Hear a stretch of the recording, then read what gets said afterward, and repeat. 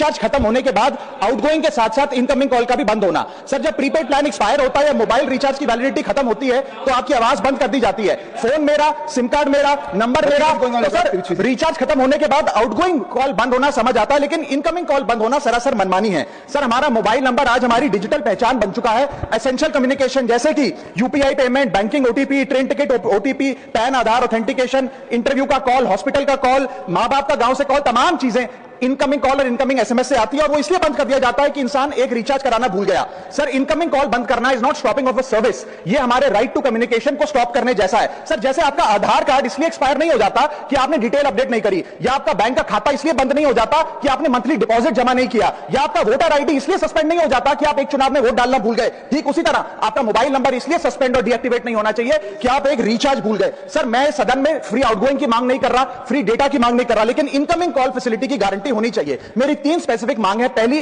Prepaid mobile connection में incoming call और incoming SMS कम से कम 1 साल तक कंटिन्यू रहे, चलता रहे from the date of the last recharge, ताकि एसेंशियल कम्युनिकेशन चलती रहे। दूसरी, deactivation of the mobile number after 3 years. ऐसा ना हो कि आपका मोबाइल नंबर किसी को आपका मोबाइल नंबर बंद करके किसी और को अलॉट कर दिया जाए। कम से कम 3 साल का ग्रेस पीरियड देना चाहिए from the date of the last recharge. And third demand, mobile operator should introduce a low cost incoming only plan. वो लोग जो सिर्फ इनकमिंग के लिए फोन रखते हैं उनके लिए, जैसे कि 10 रुपए में 180 दिन की इनकमिंग कॉल की फैसिलिटी, इस प्रकार की स्कीम्स मोबाइल ऑपरेटर को लानी चाहिए। दूसरी समस्या जो प्रीपेड कस्टमर्स फेस करते हैं वो है टेलीकॉम ऑपरेटर का 28 दिन का मंथली रिचार्ज। साल में सर महीने 12 होते हैं, लेकिन 28 दिन की रिचार्ज के माध्यम से 13 टाइम्स रिचार्ज कराना पड़ता है। कैसे सर? 28 दिन into 13 times is equal to 364 days. ये एक बड़ी क्लेवर स्ट्रैटेजी है जिसके चलते आपको फीलिंग 30 दिन की देते हैं, लेकिन आपसे डीलिंग 28 दिन की करते हैं। सर दुनिया में हर जगह बिलिंग साइकिल कैलेंडर मंथ के हिसाब से होती है, 30 या 31 दिन।